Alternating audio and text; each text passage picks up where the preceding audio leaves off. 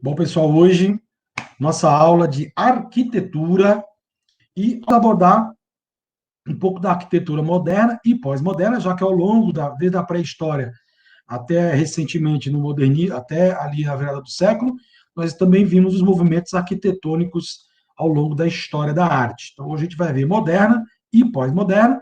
Bom, começando pela arquitetura, vamos lembrar que se eu pegar o percurso da arquitetura lá na pré-história, no Neolítico temos as primeiras moradias, então a primeira ideia de arquitetura com o uso das pedras, né? Aí você é, passa pela arquitetura egípcia, que são principalmente as pirâmides, passamos pelos zigurates ali na Mesopotâmia, chegamos ao mundo greco-romano, e aí você tem os templos sendo a prioridade para praticamente a única forma arquitetônica dos gregos, e aí utilizando das regras, já com a matemática mais avançada, a proporcionalidade também na arquitetura, prédios, templos, né, com pouco espaço interno para as colunas, eles não tinham ainda a distribuição do peso nos arcos e abóbadas, algo que os romanos vão usar muito bem. Os romanos diversificam a arquitetura, porque sai só da visão dos templos e passa a trabalhar prédios públicos, e também os aquedutos, os coliseus da vida, os circos. Então, amplia-se as possibilidades de arquitetura com novos materiais, além da pedra, outros materiais são utilizados, e também com outras técnicas que a distribuição do peso permitiu, a cor do maior espaço interno, uma coisa muito importante na arquitetura romana.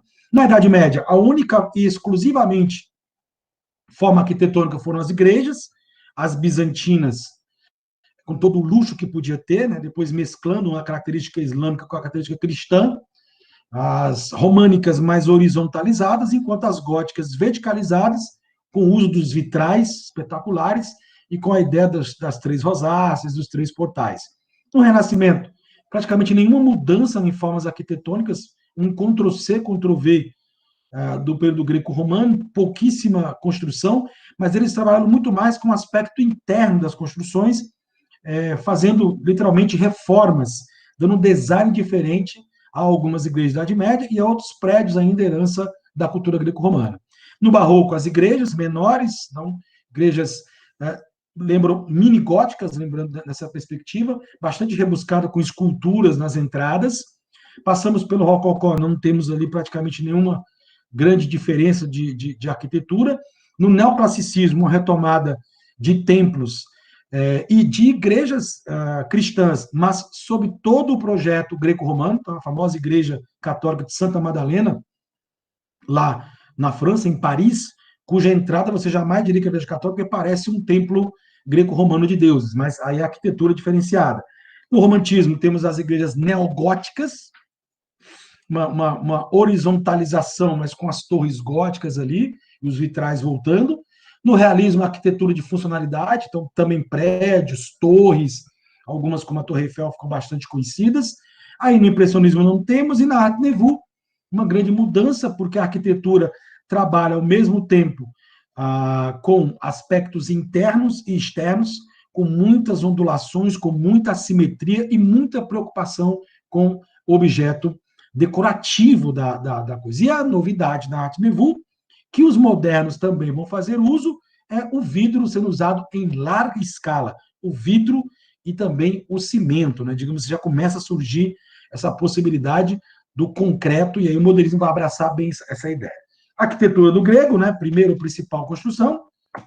E aqui alguns tópicos importantes, algumas palavras-chave, porque uma das grandes mudanças da arquitetura moderna, e aí uma grande contribuição do construtivismo russo, é agregar as construções, toda arte é uma construção, agregar as construções arquitetônicas, os projetos que eles tinham, que na verdade lá na Rússia, no construtivismo russo praticamente só foi no papel, os prédios nunca saíram do papel, mas deixaram um legado nos projetos de se preocupar com o chamado entorno.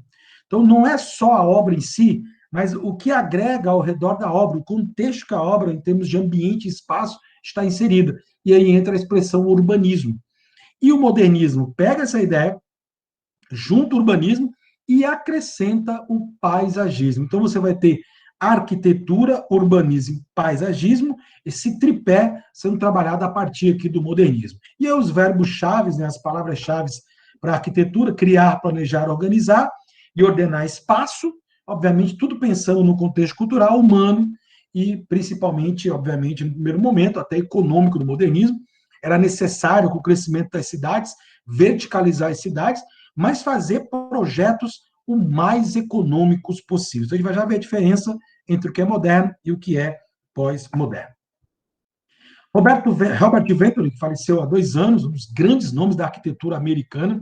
Aliás, uma curiosidade para vocês, um fã incondicional de Oscar Niemeyer, aliás, quem não era fã da arquitetura de Oscar Niemeyer, ele escreveu um livro sobre arquitetura, e ele foi o que primeiro trabalhou as diferenças, porque, às vezes, até hoje se usa o nome moderno e não sabe se diferenciar o que é uma arquitetura moderna de uma pós-moderna. A gente vai já ver essa diferença, ele fez um quadrinho, mas também durante a aula a gente vai mostrar como, às vezes, dá para diferenciar com muita facilidade pelo estilo do projeto, né? Basicamente, os modernistas utilizaram a seguinte ideia: quanto mais simples, mais fácil e mais exclusivo for o projeto, mais moderno ele é. O que é essa exclusividade, né? Que seria, bom, eu vou arquitetar um prédio para ser uma escola. Pronto, é isso aqui. Então, exclusivamente, o projeto é feito detalhando, pensando unicamente, simplificando esse projeto para atender a demanda da escola. Por isso que haver toda uma pesquisa, tá?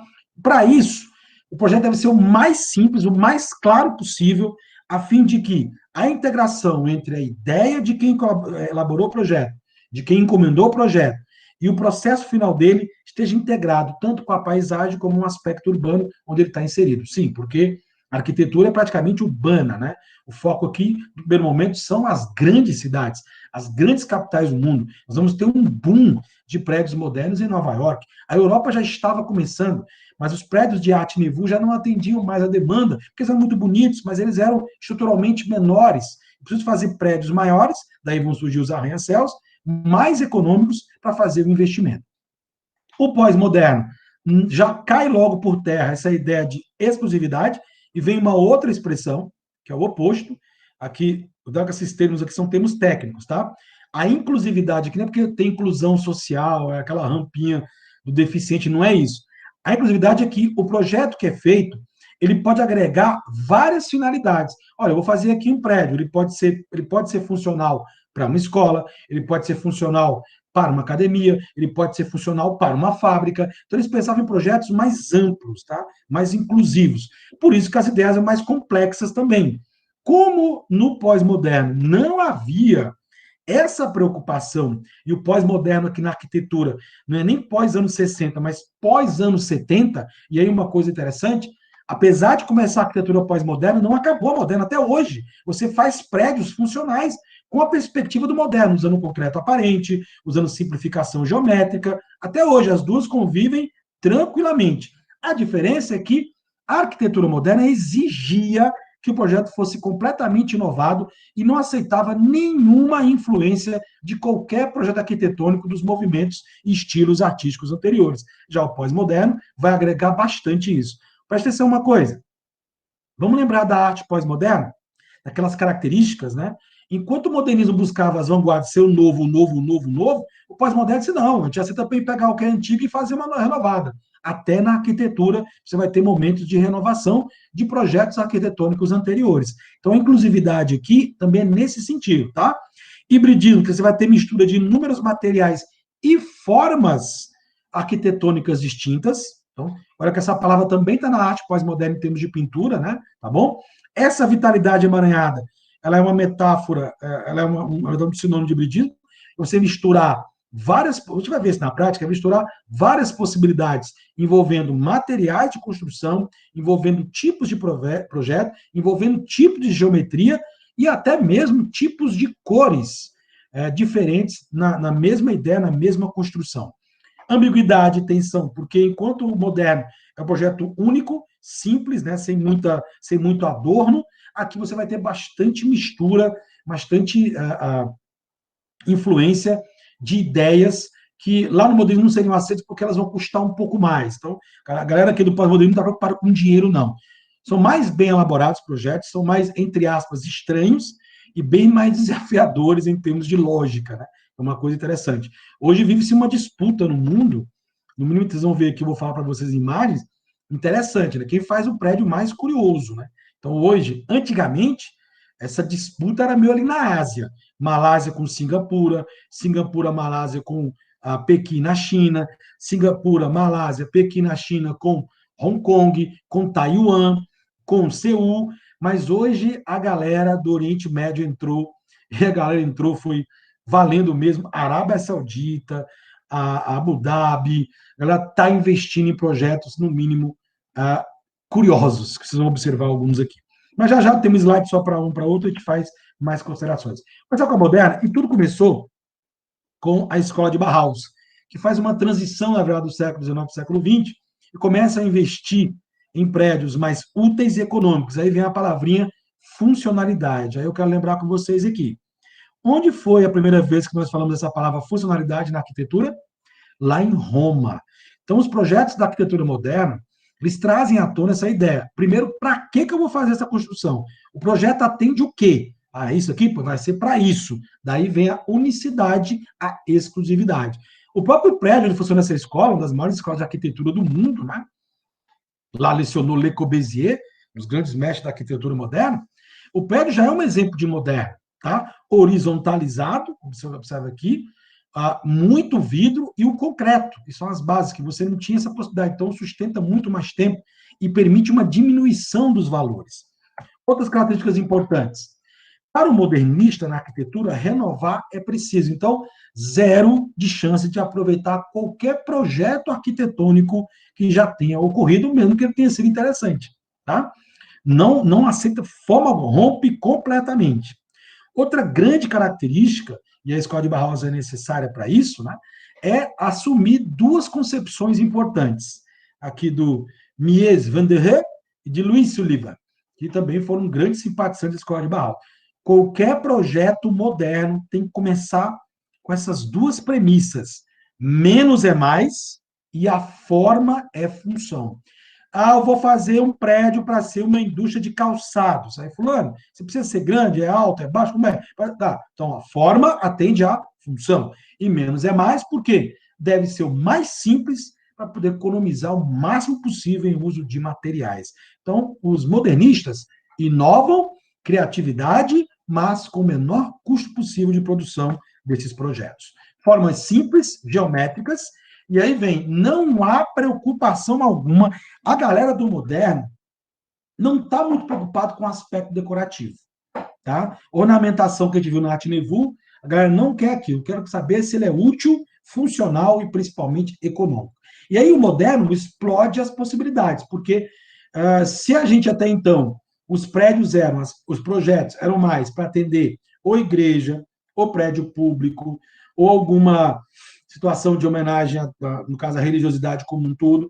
Agora, gente, você tem uma amplitude. Então, começam os primeiros projetos de casas residenciais, que hoje é super comum, se faz residenciais, né? As casinhas iguais, aquela coisa toda, projeto para ser o mais econômico. Você pega essas casas condomínio, as casas são do mesmo tamanho, a área de lazer para todo mundo é a mesma, você faz o terreno de você, é um projeto econômico, um projeto que atende à concepção moderna. São aquelas casas bem elaboradas ou prédios bem elaborados. Construções comerciais, que até então ninguém pensava em fazer prédio de escritório. E Nova York sai na frente, vai fazer os primeiros grandes arranha-céus do mundo, tá? Prédios maiores, econômicos, obviamente, para ter uma demanda de atendimento e, logicamente, ter um retorno financeiro muito mais rápido. Isso aqui é importante, além do vidro, né?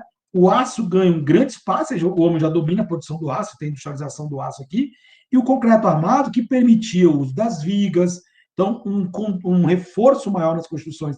Então, você pega, por exemplo, comparar a arquitetura moderna com o templo grego, né? Qual que você acha que vai durar mais tempo, né? Aqui resiste muito mais, tá? Bom, dentro das novidades dos prédios, tem esse destaque do Le Corbusier, que ele criou um projeto que virou uma espécie de um modelo, ele criou uma marca, né, praticamente, virou um domínio dele, o uso dos chamados pilotes, colunas ou pilotis, né, da pronúncia. Né? Para nós aqui mais é pilotis. Onde você ganha um espaço lá embaixo, você pode usar como estacionamento, você reforça a construção do prédio, tá? Elas estão arredondadas, e, obviamente, permite que o prédio seja levantado ali, ó. E aí, outra característica importante da obra dele, que é econômica, é você usar o máximo de fachadas com vidros, porque se tem mais vidro, eu vou usar menos concreto, menos cimento ali, menos tijolo, essas coisas todas. Então, ao mesmo tempo, o projeto integrado de paisagem, né? Claro que é meio estranho você achar um prédio que vai ter isso aqui em cima, né? Mas era pelo menos o ideal. O Le Corbusier fez escola, ele veio ao Brasil, é dele o projeto, ele é o arquiteto que lidera um grupo de arquitetos que vai fazer o primeiro prédio moderno brasileiro, cujo um dos arquitetos é o senhor Oscar Niemeyer, outro é o senhor Lúcio Costa, que ficaria famoso pelo projeto de Brasília, foi quem fez a Brasília toda no formato do avião, e o Oscar Niemeyer, que participou do projeto, é quem faz os prédios públicos de Brasília, todos, ok? Todos foram assinados pelo senhor Oscar Niemeyer. Ambos são discípulos de Le Corbusier, Le Corbusier que diria mais tarde que, ele brincando, né, o meu discípulo conseguiu me superar em criatividade, em invencionalidade, principalmente em inteligência. Ele disse isso para um dos seus ex-alunos, que foi aluno dele, o senhor Oscar Niemeyer. Aqui uma pavilhão Le Corbusier, onde funciona hoje uma escola de arquitetura, né? Aqui é um projeto bastante geométrico, simples, isso na concepção, estou falando uma linguagem como se eu fosse arquiteto, mas bastante simples, né?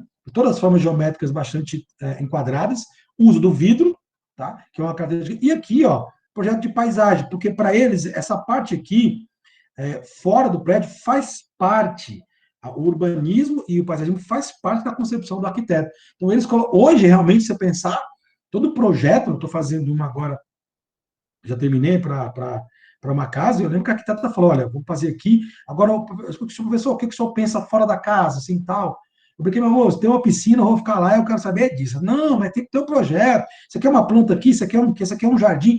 Então, isso antes era uma pessoa que, o arquiteto não se preocupava com essas coisas antes.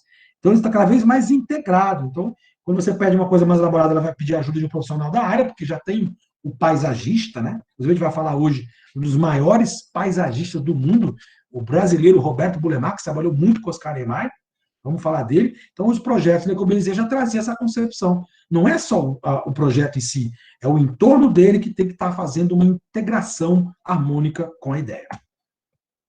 No Brasil, anos 50, o boom, ou seja, gente, nós não tivemos arquitetura na Semana de Arte Moderna, como também não tivemos o teatro. Os anos 30, né?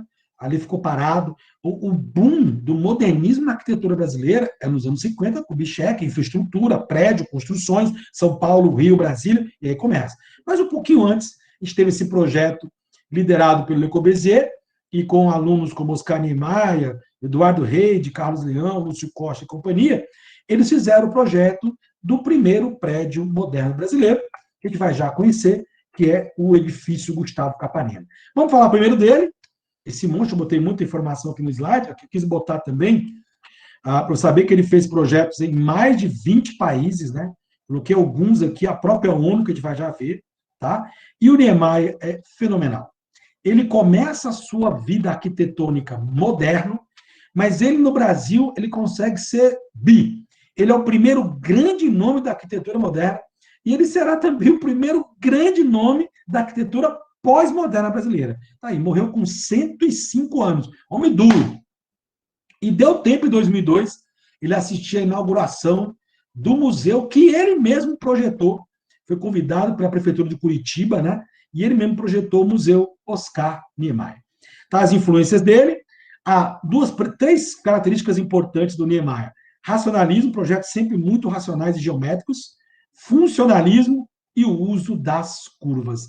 Aí, gente, ele consegue ser, é o diferencial dele no mundo.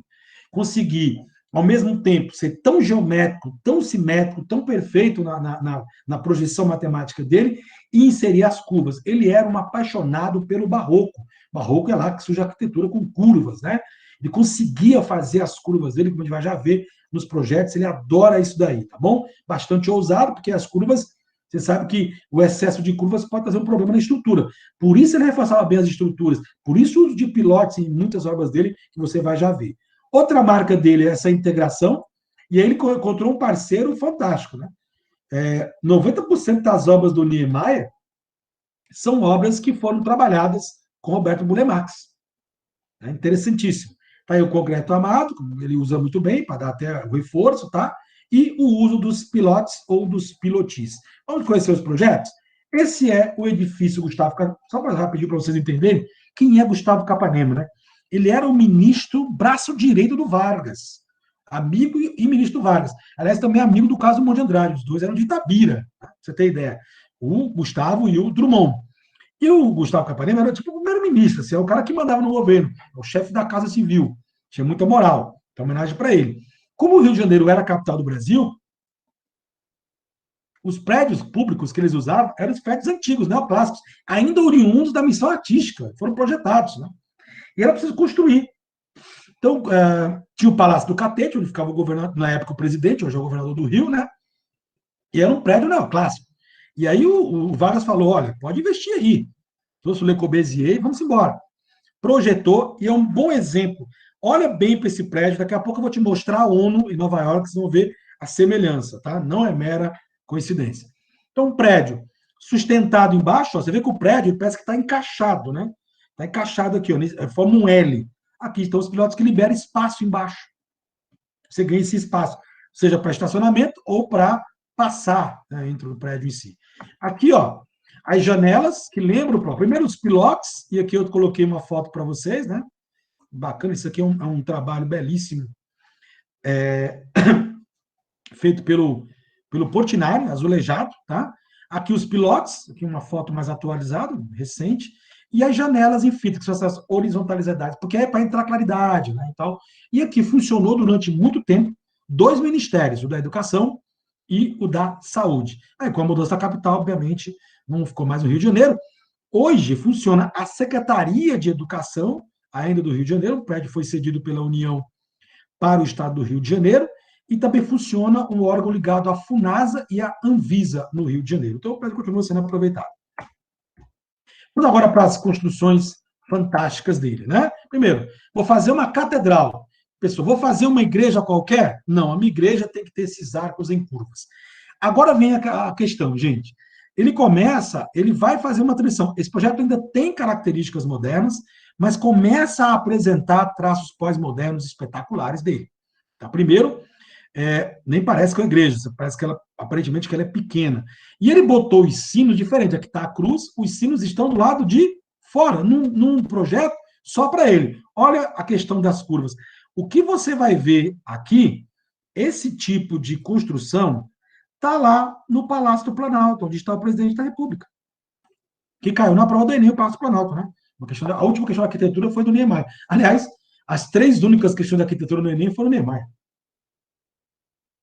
Esse projeto é interessante. É um concreto armado, que é uma marca modernista, mas essas curvas que ele vai colocando, e o design vai começando a fazer uma transição. Tem uma entrevista dele que ele fala que ele sabe que começou muito moderno, mas depois ele não sabe mais quando não era mais moderno. Quando era mais, já tornando-se contemporâneo. Bom, gente, essa aqui foi reconhecida em 2017, Patrimônio Material da Humanidade, reconhecido pela Unesco. Lembrar que patrimônio material é aquele que é palpável, que eu vejo, está bem aqui, tá? Mas é um espaço belíssimo, umas curvas que lembram Minas Gerais. Está aqui os pilotos, não tem jeito, que é o acesso. Então, o que é o complexo da Pampulha? Foi bem ao lado do estádio do Mineirão. Tem o Lago da Pampulha, que ele projetou para ser. Aí, Roberto Bulemax fez todo o projeto, tá, da paisagístico. Você tem o Jockey Club, lá de Belo Horizonte, tem a igreja e tem esse complexo que funciona hoje, um museu. Então, hoje, isso integrado, o projeto conjunto arquitetônico que foi reconhecido como patrimônio, ou seja, não pode ser modificado. Belíssimo. Aliás, patrimônio material da humanidade, Niemeyer, pelo amor de Deus. Parque do Ibirapuera, complexo aqui do arquitetônico. Vou já mostrar para vocês o Museu de Arte Contemporânea de Niterói, no Rio de Janeiro, tá? Também é patrimônio. Brasília é patrimônio material da humanidade, então para você ver que o homem era um artista mesmo. Olha para esse projeto agora, uma das grandes obras que Niemeyer deixou projetado, Centro Cultural Principado das Astúrias, em Avilés, na Espanha. Vocês vão ver. Eu quero que vocês me respondam antes de eu mostrar a próxima imagem. Aqui é moderno ou pós-moderno? O que vocês acham? Deixa eu ajudar vocês. Olha para a direita agora. Sede da ONU. Projetado por Oscar Niemeyer. Na hora que você entra nele, tem duas obras enormes, 14 metros de altura, 14 por 10, de Cândido Portinari, Guerra e Paz. Ainda tem obras de Lígia Clark, não concretista, nos dois auditórios do segundo andar. A ONU é Brasil. E aí?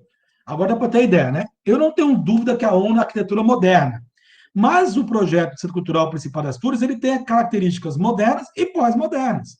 Porque o moderno está na forma do pilote que sustenta o prédio, mas essa cor das curvas e o jeito que você vai entrar, que aliás é uma máxima dele, fazer isso, e a própria concepção da obra, ela tem características pós-modernas, na escolha das cores e dos formatos. Então, para você ver a diferença dos duas, moderno completamente a ONU e aqui uma mistura de elementos. E, aliás, lembrar que o pós-moderno, já antecipando o slide, não tem nenhum problema em misturar características, tá? Gente, pelo amor de Deus, isso aqui é espetacular exemplo de arte contemporânea, pode ser o Museu de Arte Contemporânea. O museu faz com que você tenha, ele é todo de vidro aqui, essa parte toda de vidro, você vê tudo em 360 graus, sem contar a belíssima paisagem do mar, né? Vê o Rio de Janeiro e vê Niterói. Patrimônio Nacional, considerado das 7 maravilhas, uma das 10 maravilhas arquitetônicas do mundo. Para variar os pilotes aqui ostentando e as rampas. O Niemeyer já pensava num cadeirante, né? Antes de se falar em cadeira, porque todas as obras dele têm rampa, todas.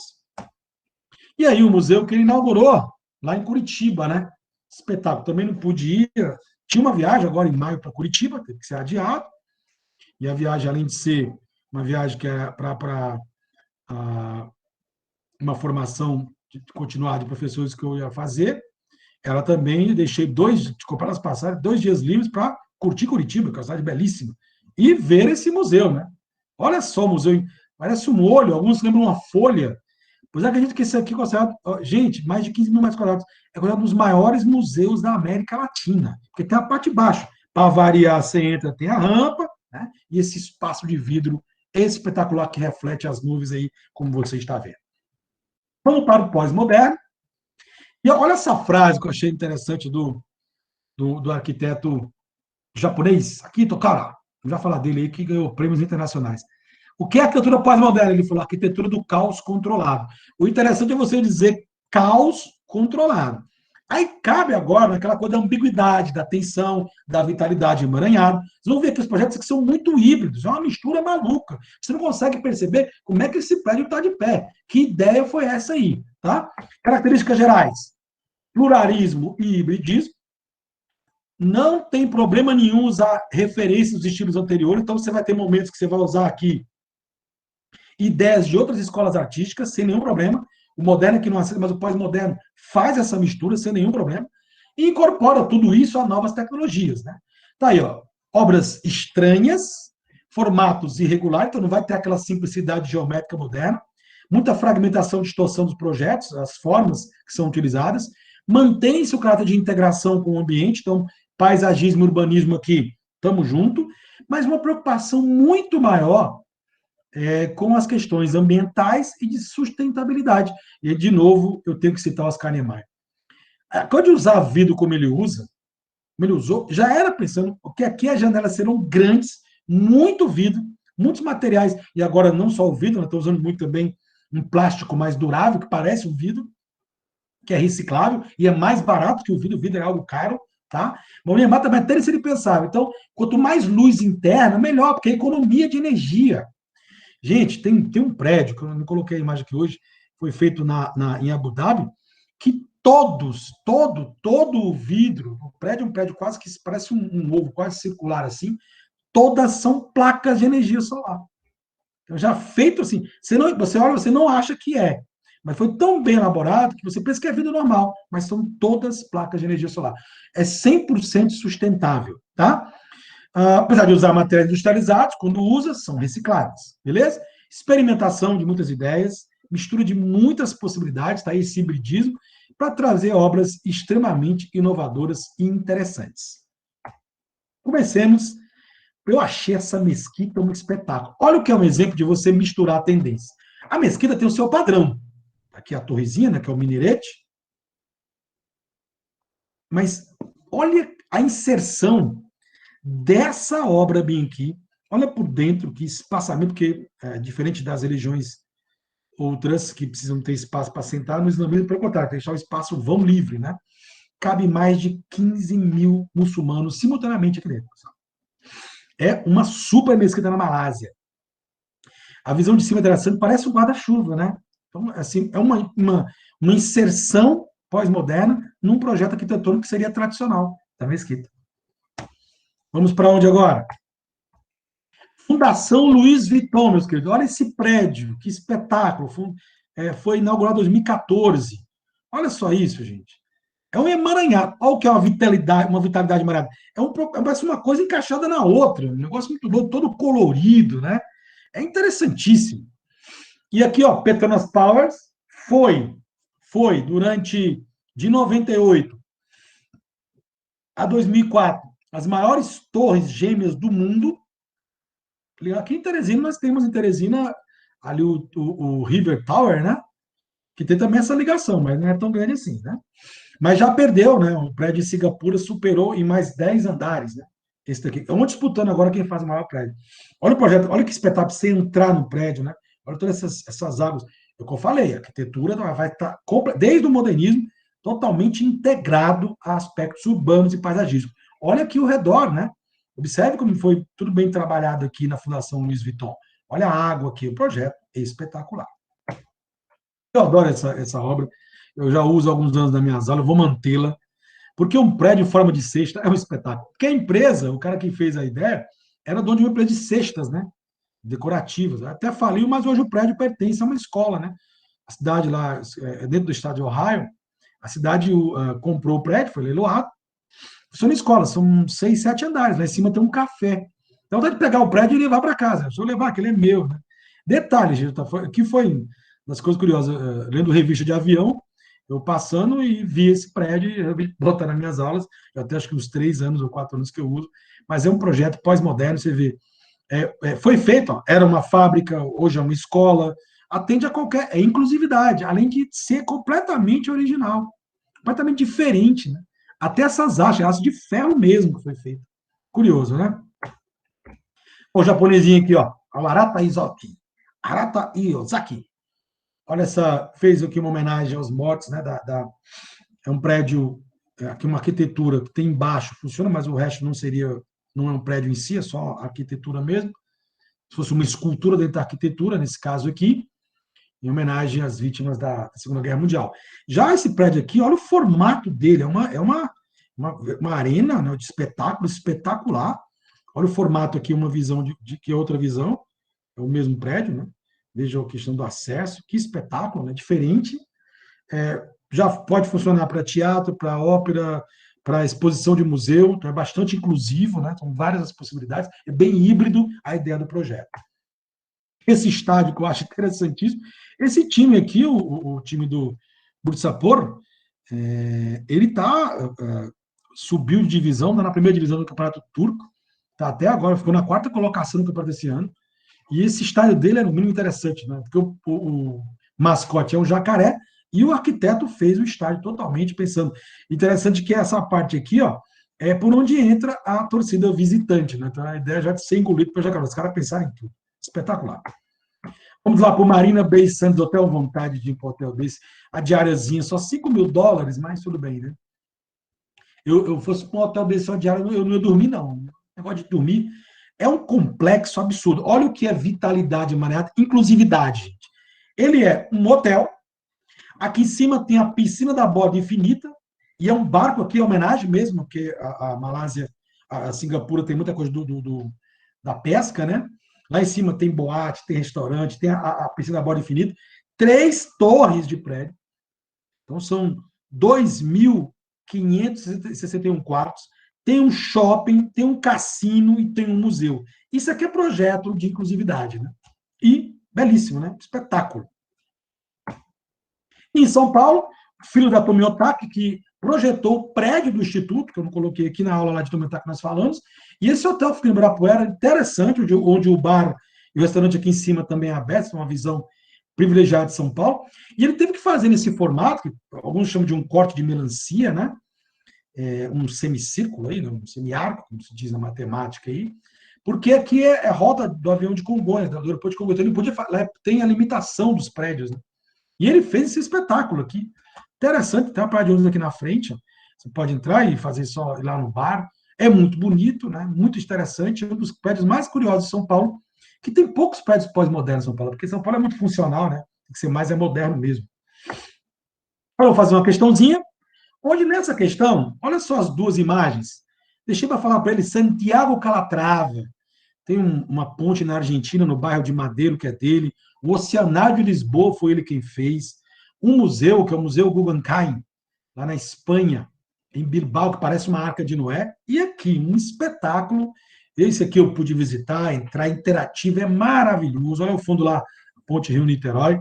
É um espetáculo, o Museu da Manhã, tá? E aqui nós temos uma paisagem, um museu, um prédio totalmente neoclássico, beleza? Vamos ver aqui então.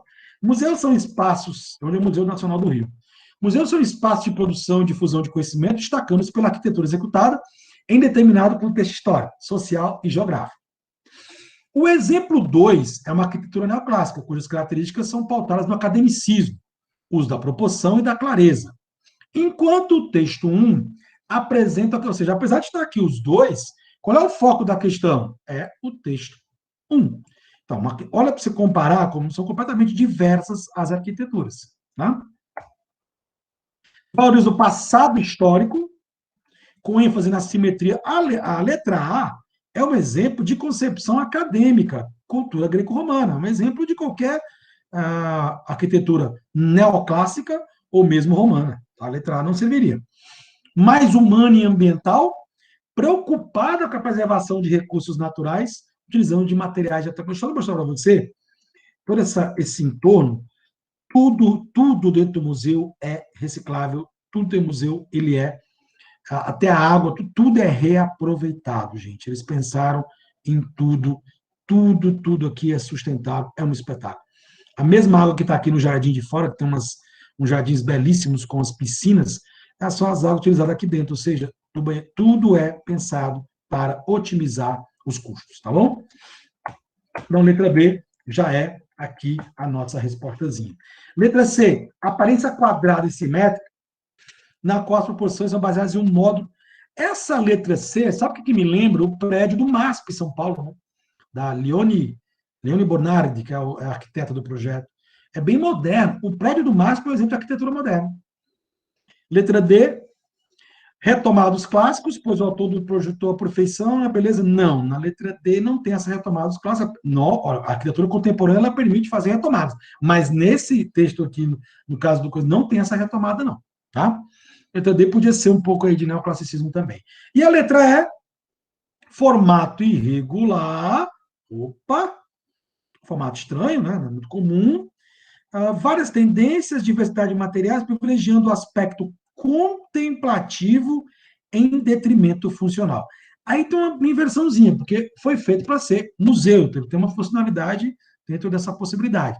A inclusividade do Museu do Amanhã é que ele permite a interatividade em várias situações. E dentro dele tem um auditório, que você pode fazer palestras, tem espaço para eventos. Além da parte de fora também funcionar como evento. Mas ele não seria contemplativo, porque ele é completamente interativo, né? Bastante, inclusive, interativo. Pessoal, tranquilo? Bacana?